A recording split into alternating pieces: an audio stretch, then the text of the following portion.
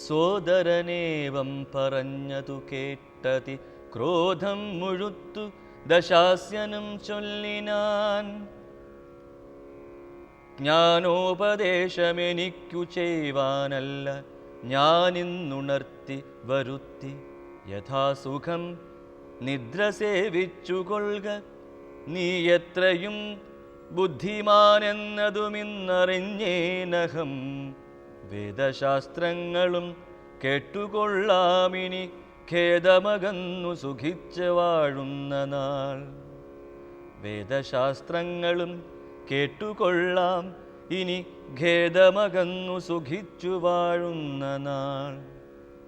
ആമെങ്കിലാശു ചെന്നായോധനം ചെയ്തു രാമാദികളെ വധിച്ചു വരിക നീ. ആമെങ്കിലാശു ചെന്നായോധനം ചെയ്തു രാമാദികളെ വധിച്ചു വരിക നീ. അഗ്രജൻ വാക്കുകൾ ഇത്തരം കേട്ടളവുഗ്രനാം കുംഭകർണൻ നടന്നിടിനാൻ. വ്യഗ്രവും കൈവിട്ടു യുദ്ധേ രഘൂത്തമൻ, നിഗ്രഹിച്ചാൽ വരും മോക്ഷമെന്നോർത്തവൻ. പ്രാകാരവും കടന്നു തുംഗശൈലരാജാകാരമോടലറിക്കൊണ്ടതിദ്രുതം. 1000 ഭാരമിരുമ്പുകൊണ്ടുള്ള തന്നായുധമായുള്ള ശൂലവും കൈക്കൊണ്ടു വാനരസേനയിൽ പുക്കോരു നേരത്തു. വാനരവീരരെല്ലാവരും ഓടിനാർ. കുംഭകർണൻ തൻ വരവു കണ്ടാകുലാൽ സംഭ്രമം പൂണ്ടു വിഭീഷണൻ തന്നോടു. വൻപുള്ള രാക്ഷസ ഏവനിവൻ പറകമ്പരത്തോളമുയരമുണ്ടദ്ഭുതം. വൻപുള്ള രാക്ഷസനേവനിവൻ പറകമ്പരത്തോളമുയരമുണ്ടദ്ഭുതം. യുദ്ധം രഘൂത്തമൻ ചോദിച്ചളവതിനുത്തരമാശു വിഭീഷണൻ ചൊല്ലിനാൻ. രാവണ സോദരൻ കുംഭകർണൻ മമ പൂർവജനെത്രയും ശക്തിമാൻ ബുദ്ധിമാൻ. ദേവകുലാന്തകൻ നിദ്രാവശനിവൻ, ആവതില്ലാർക്കുമേറ്റാൽ ജയിച്ചിടുവാൻ. തച്ചരിത്രങ്ങളെല്ലാം അറിയിച്ചു ചെന്നിച്ഛയാ പൂർവജൻ കാൽക്കൽ വീണിടിനാൻ. ഭ്രാതാ വിഭീഷണൻ ഞാൻ ഭവദ്ഭക്തിമാൻ, പ്രീതി പൂണ്ടെന്നെ അനുഗ്രഹിക്കണമേ. സീതയെ നൽകുക രാഘവനെന്നു ഞാൻ ആദരപൂർവം ആവോളം അപേക്ഷിച്ചേൻ. സീതയെ നൽകുക രാഘവന് എന്നു ഞാൻ ആദരപൂർവം ആവോളം അപേക്ഷിച്ചേൻ. ഖഡ്ഗവും കൈക്കൊണ്ടു നിഗ്രഹിച്ചിടുവാൻ ഉഗ്രതയോടുമടുത്തതു കണ്ടു ഞാൻ. ഭീതനായി 4 അമാത്യന്മാരുമായി പോന്നു സീതാപതിയെ ശരണമായി പ്രാപിച്ചേൻ.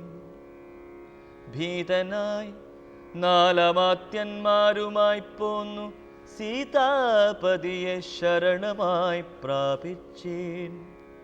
യുദ്ധം വിഭീഷണ വാക്കുകൾ കേട്ടവൻ ചിത്തം കുളിർത്തു പുണർന്നാൻ അനുജനെ.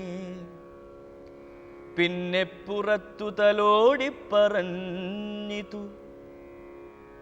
ധന്യനല്ലോ ഭവാൻ, ഇല്ലകില്ലേതുമേ ജീവിച്ചിരിക്ക പലകാലമൂഴിയിൽ. സേവിച്ചു കൊള്ളുക രാമപാദാംബുജം.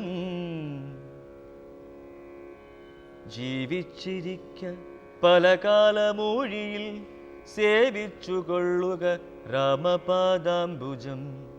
നമ്മുടെ വംശത്തെ രക്ഷിപ്പതിന്നു നീ നിർമ്മലൻ ഭാഗവതോത്തമനെത്രയും നമ്മുടെ വംശത്തെ രക്ഷിപ്പതിന്നു നീ നിർമ്മലൻ ഭാഗവതോത്തമനെത്രയും നാരായണപ്രിയനെത്രയും നീ എന്നു നാരദൻ തന്നെ പറഞ്ഞു കേട്ടേനഹം. മായാമയമി പ്രപഞ്ചമെല്ലാം ഇനി പോയാലുമെങ്കിൽ നീ രാമപാദാന്തികേ എന്നതു കേട്ട് അഭിവാദ്യവും ചെയ്തതിഖിന്നനായി ബാഷ്പവും വാർത്തുവാങ്ങിയിടിനാൻ. രാമപാർശ്വം പ്രാപ്യ ചിന്താവിവശനായി ശ്രീമാൻ വിഭീഷണൻ നിൽക്കും ദശാന്തരേ. ഹസ്തപാദങ്ങളാൽ മർക്കടവീരരെ ക്രുധനായൊക്കെ മുടിച്ചു തുടങ്ങിനാൻ. ലങ്കാപുരിയിൽ യുദ്ധം മുറുകുന്നതാണ് നമ്മൾ നേരത്തെ കണ്ടത്. യുദ്ധം മുന്നോട്ട് നീങ്ങിയ അവസരത്തിൽ രാവണന് ദുഃഖം വർദ്ധിച്ചു. കാരണം തൻ്റെ പക്ഷത്തുള്ള വീരന്മാർ ഓരോരുത്തരായിട്ട് മരിച്ചു പോകുന്നു. അങ്ങനെ ദുഃഖിതനായി തീർന്ന രാവണൻ ആ പരാജയങ്ങളെല്ലാം നിർമൂലനം ചെയ്യാൻ തൻ്റെ അനുജന് കഴിയും എന്ന് വിചാരിച്ചിട്ട് ഉടൻ തന്നെ കുംഭകർണനെ ഉണർത്താനായി ആളയച്ചു. കുംഭകർണൻ ഉറങ്ങാൻ പോയിട്ട് 9 ദിവസമേ ആയിട്ടുള്ളൂ. ഇതിനിടയ്ക്ക് ഉണർത്തുക പാടില്ല. പക്ഷേ സാഹചര്യങ്ങൾ നിർബന്ധിക്കുന്നു. അതുകൊണ്ട് കുംഭകർണനെ ഉണർത്താനായി അദ്ദേഹം നിർബന്ധിച്ചു. വളരെ പ്രയാസപ്പെട്ടാണ് രാവണൻ്റെ ആളുകൾ കുംഭകർണനെ ഉണർത്തിയത്. ഉണർന്ന കുംഭകർണൻ രാവണൻ്റെ സമീപത്തേക്ക് വന്നു. എന്തിനു വേണ്ടിയിട്ടാണ് തന്നെ ഉണർത്തിയത് എന്ന് ചോദിച്ചു. ആ കുംഭകർണനോട് രാവണൻ പറഞ്ഞു, ശ്രീരാമൻ്റെ സൈന്യം ഇതാ ലങ്കയിലെത്തിക്കഴിഞ്ഞിരിക്കുന്നു. അവർ ഈ ലങ്ക മുഴുവൻ കടന്നാക്രമിക്കുന്നു. നമ്മുടെ സൈന്യം അവരെ തടയാൻ ശ്രമിച്ചിട്ടും സാധിക്കുന്നില്ല. ഞാൻ തന്നെ നേരിട്ട് യുദ്ധം ചെയ്തു. പക്ഷേ രാമചന്ദ്രൻ്റെ സൈന്യത്തെ തടഞ്ഞു നിർത്താൻ എനിക്ക് കഴിയുന്നില്ല. കൊന്നാൻ പ്രഹസ്താദികളെ പലരെയും, പ്രഹസ്തൻ തുടങ്ങിയതായ മഹാപരാക്രമശാലികളായിട്ടുള്ള യോദ്ധാക്കൾ. പ്രഹസ്തനാണ് രാവണൻ്റെ സർവ്വസൈന്യാധിപൻ. രാവണൻ്റെ അമ്മാവൻ കൂടിയാണ് പ്രഹസ്തൻ. ആ പ്രഹസ്തൻ തുടങ്ങിയ ആ കരുത്തന്മാരായിട്ടുള്ള നേതാക്കൾ പലരെയും ആ രാമൻ്റെ സൈന്യാധിപന്മാർ ഒക്കെ വളരെ എളുപ്പത്തിൽ നിസ്സാരമായി കൊന്നൊടുക്കി. എന്ന് മാത്രമല്ല, എന്നോട് രാമൻ നേരിട്ട് യുദ്ധം ചെയ്തു. എന്നെയും എയ്തു മുറിച്ചാൻ ചെയ്ത ശ്രമം, കാലനെ പോലും കാലപുരിയിൽ ചെന്ന് തൻ്റെ പരാക്രമം കൊണ്ട് കീഴടക്കിയ എന്നെ രാമൻ അമ്പുകൾ കൊണ്ട് ശരീരം മുഴുവൻ മുറിവേൽപ്പിച്ച് ലജ്ജിപ്പിച്ച് ഈ ലങ്കയിലേക്ക് മടക്കി അയച്ചു എന്ന് അറിയണം. കൊല്ലാതെ കൊന്ന ഏച്ചാൻ, അവൻ എന്നെ കൊല്ലാതെ കൊന്നു. എൻ്റെ അഭിമാനത്തെ അവൻ തകർത്തു. എൻ്റെ സകല അധികാരത്തെയും അവൻ തകർത്തു. അത് കാരണം അല്ലൽ മുഴുത്ത് ഞാൻ നിന്നെ ഉണർത്തിനേൻ. എനിക്ക് വേറെ മാർഗമില്ല. ഈ ലങ്കയെ രക്ഷപ്പെടുത്താൻ വേറെ മാർഗമില്ല. നിനക്ക് മാത്രമേ അതിനുള്ള കരുത്തുള്ളൂ. എൻ്റെ കരുത്തിൻ്റെ 1 പാതി നീയാണ്. അതുകൊണ്ട് ഞാൻ നിന്നെ ഉണർത്തി. നീ ഒരു കാര്യം ചെയ്യണം. എനിക്ക് വേണ്ടിയിട്ട് സൈന്യത്തോടുകൂടി ഈ ലങ്കാപുരിയിൽ നിന്ന് പുറപ്പെട്ട് രാമനോട് ഏറ്റുമുട്ടി രാമലക്ഷ്മണന്മാരെയും അതേപോലെ വാനരസേനയെയും മുഴുവൻ സംഹരിക്കണം. ഈ അവസരത്തിൽ കുംഭകർണൻ രാവണനോട് പറഞ്ഞു, അല്ലയോ മഹാരാജാവേ, യുദ്ധത്തിന് പുറപ്പെടാൻ ഞാൻ തയ്യാറാണ്. പക്ഷേ അങ്ങയോട് ഹിതം ഉപദേശിക്കേണ്ട കർത്തവ്യവും എനിക്കുണ്ട്. വിഭീഷണൻ അങ്ങയോട് ഹിതം ഉപദേശിച്ചവനാണ്. പക്ഷേ ആ വിഭീഷണൻ്റെ വാക്കുകൾ കേൾക്കാതെ അങ്ങ് വിഭീഷണനെ ആട്ടി ഓടിച്ചു. അങ്ങനെ വിഭീഷണനെ ആട്ടി ഓടിച്ചതിൻ്റേതായ ഫലമാണ് അങ്ങറിയുന്നത്. അങ്ങ് വിഭീഷണൻ പറഞ്ഞതുപോലെ രാമൻ മനുഷ്യനല്ല, രാമൻ പരമാത്മാവാണ് എന്ന് തിരിച്ചറിഞ്ഞ് സീതാദേവിയെ രാമൻ്റെ പക്കൽ തിരിച്ചുകൊണ്ട് ഏൽപ്പിച്ചിരുന്നു എങ്കിൽ ലങ്കാപുരിക്ക് ഈ പ്രകാരത്തിലുള്ളതായ ദുരന്തങ്ങൾ വരുമായിരുന്നില്ല. അങ്ങും മറ്റ് സാധാരണ വിവേകശൂന്യന്മാരായ ആളുകളെപ്പോലെ രാമൻ മനുഷ്യനാണെന്ന് ധരിച്ചു കളയരുത്. രാമൻ പുരുഷോത്തമൻ, പരമാത്മാവാണ് ശ്രീരാമചന്ദ്രൻ, പുരുഷന്മാരിൽ വച്ച് ഉത്തമൻ. അവനോട് യുദ്ധത്തിന് പുറപ്പെട്ടു കഴിഞ്ഞാൽ വിജയിക്കുക സാധ്യമല്ല.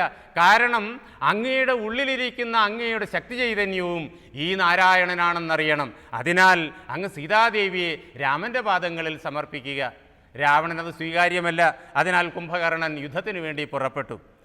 ആ യുദ്ധത്തിൻ്റെ പുറപ്പാട് കുംഭകർണൻ്റെ മരണത്തിന് തന്നെ കാരണമായി തീർന്നു. വാനരസേനയിൽ ഭയങ്കരമായ ഭയം വിതച്ചുകൊണ്ടും വാനരസേനയെ പല പ്രകാരത്തിലും വിഷമിപ്പിച്ചുകൊണ്ടും കുംഭകർണൻ തൻ്റെ പരാക്രമങ്ങളെല്ലാം ചുരിഞ്ഞു. പക്ഷേ രാമൻ്റെ ബാണങ്ങളേറ്റ് കുംഭകർണൻ ഈ ലോകത്തോട് യാത്ര പറഞ്ഞു. തുടർന്ന് നടക്കാൻ പോകുന്നത് രാവണവധമാണ്. അത് നമുക്ക് നാളെ ചർച്ച ചെയ്യാം.